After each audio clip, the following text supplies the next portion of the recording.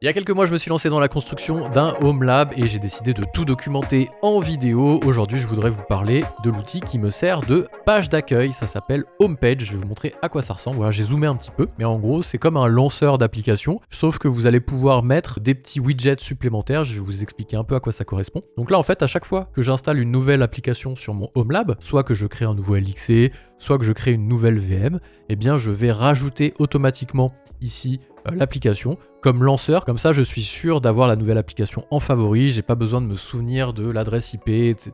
vu que je garde tout en adresse IP et que je ne mets pas de DNS local sur mon serveur P-Hole, comme ça au moins je peux directement ici me connecter à une seule adresse et de cette adresse là, je rebondis directement vers mes services. Si j'ai envie d'ouvrir l'explorateur de fichiers, j'ouvre l'explorateur de fichiers en passant par là.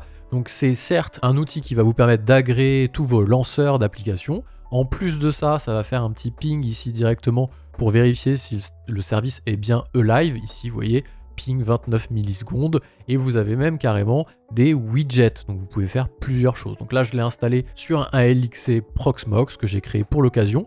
Qui est tout petit d'ailleurs, qui fait 1 CPU, 1 Go de RAM, très peu d'espace disque. Et en plus de ça, il héberge pas que ça, ce conteneur Linux, il héberge aussi Uptime Kuma et NetData, je crois. J'ai fait vraiment un combo avec les trois dessus. Alors vous allez me dire, Uptime Kuma au même endroit que celui qui te fait un ping, ça n'a pas trop d'intérêt. Il est backupé derrière Uptime Kuma parce que ça n'a pas trop d'intérêt de le mettre sur le même serveur que celui sur lequel vous avez vos applis. Mais bon, on essaye, on fait des choses, c'est le principe du Home Lab. Donc là, vous avez plusieurs trucs, je vous disais, plusieurs choses. Donc vous avez la possibilité de rajouter en raccourci. Donc des raccourcis simples, c'est ça. Hein. Par exemple, sur la stack AR ici, j'ai Sonar, Radar et compagnie. Il n'y a pas de widget dessus, c'est juste un raccourci qui me permet de lancer une URL et d'avoir un ping à l'intérieur, tout simplement. D'ailleurs, je l'ai fait aussi pour le routeur, pour le répéteur, pour les backups, et vous voyez, j'ai même construit ici un petit script API pour les backups. Ça, c'est un script que j'ai construit de A à Z et qui me dit si les backups sont OK. Et normalement, j'aurais dû le pousser un peu, j'avais fait des tests, mais j'avais pas été jusqu'au bout. J'aurais même pu ouvrir les backups directement de Swiss Backup, enfin sur Infomaniac directement ici. Voilà, j'ai pas creusé non plus, je voulais juste qu'il y ait un bon statut.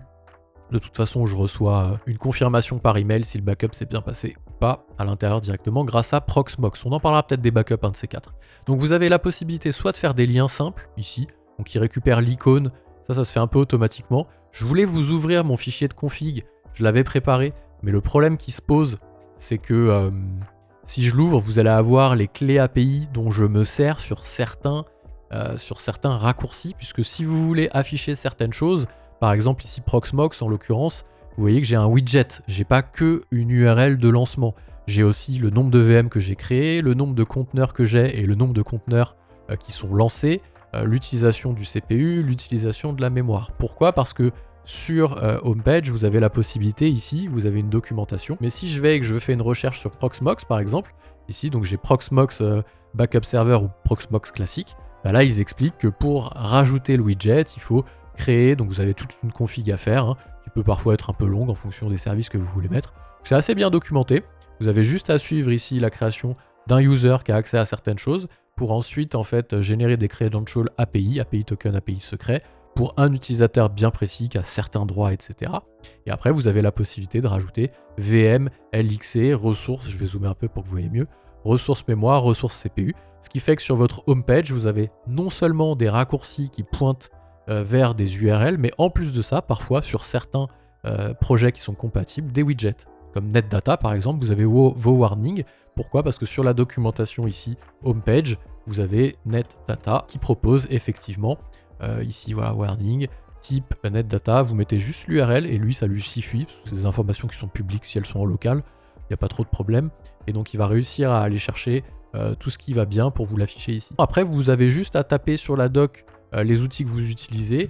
Voilà, Image par exemple, vous auriez pu avoir un petit widget qui vous met le nombre de users, le nombre de photos, le nombre de vidéos et le storage utilisé. Voilà, il aurait fallu générer pareil des credentials API pour pouvoir les rajouter.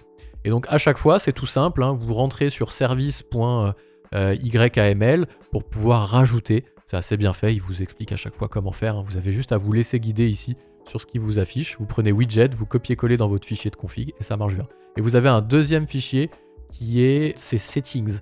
Settings, je crois que je peux le montrer parce qu'il n'y a pas trop d'informations confidentielles. Vous voyez, vous mettez le titre, vous pouvez aller chercher des raccourcis, etc. Et vous avez les layouts. Donc vous avez toute la partie host et vous choisissez en ligne le nombre de commandes, puis vous avez la partie monitoring. Et en fait, ça correspond tout simplement à ce qui est affiché ici. Host, monitoring, vous pouvez le réduire ou l'afficher. Et c'est ce que vous mettez ici sur la partie config, settings, et pas sur la partie... alors je suis en quoi ici? CTRL X, voilà. J'ai cru que j'étais en Neovim et qu'il fallait faire un enregistré bizarre. Je commence un petit peu à prendre mes marques sur Neovim. J'aime bien ça. C'est vrai que c'est particulier. Et là, un coup, mon raccourci marchait plus. J'ai cru que j'étais sur Vim. Enfin voilà, c'était une petite présentation que je voulais vous faire. Moi, je m'en sers vraiment beaucoup. Hein. C'est ma porte d'entrée ici. Dès que j'ai envie de lancer un service, je le lance par là pour aller, je vous dis, voir la musique. C'est par ici. Bon, j'ai éteint mon serveur Navidrome et Jellyfin là pour pouvoir faire des petites maintenances dessus. Mais voilà, je m'en sers quand même par là. Ça ne met pas d'alerte, ça ne donne pas d'alerte, ça vous met juste quand vous êtes connecté. Alerte si le service est down ou pas, ou s'il est live. Ça ne va pas vous mettre d'alerte, donc il faudra le backuper et le coupler avec un netdata pour la partie matérielle et un Uptime Kuma pour la partie logicielle, pour voir si c'est bien live. J'ai pas encore... Si, Uptime Kuma, j'ai déjà fait une vidéo dessus. Je l'ai connecté à Discord pour avoir des alertes quand les services sont down. Ici, c'est vraiment juste une home page classique. Hein. Vous avez plein de petites choses que vous pouvez rajouter dans les widgets. Vous avez même des widgets... génériques qui ne sont pas appuyés uniquement sur des applis. Vous pouvez aussi avoir service widget. Alors donc là il vous fait un récapitulatif, mais de la météo, ce genre de choses. Bon, à voir si ça vous sert. Voilà, Open Météo, vous pouvez Open Weather Map. Il y a pas mal de petites choses, les ressources, lancer un search. Bon, il y a plein de trucs, un search sur Google. Regardez la doc, moi j'ai mis exactement tout ce que j'utilise et quand je rajoute un nouveau service à l'intérieur de mon... là j'ai fait Astro, je suis en train de geeker sur Astro pour créer un site statique avec un Astro et un CMS, je sais plus comment il s'appelle, Headless. Bah voilà, une fois qu'il sera fini, je le rajouterai pour pouvoir lancer le CMS directement depuis mon homepage, pour pouvoir l'utiliser. Donc c'est vraiment pratique, franchement, petite découverte très sympa, je pense que vous connaissiez, mais ça me paraissait intéressant de faire une petite vidéo pour vous montrer un peu comment ça tourne. Je vous renvoie vers la playlist du Home Lab, si vous avez envie de regarder un petit peu toutes les vidéos que j'ai fait sur ce projet Home Lab. J'ai essayé de décortiquer un petit peu tout ce que je faisais, la création du Proxmox, la création du TrueNAS pour la partie stockage.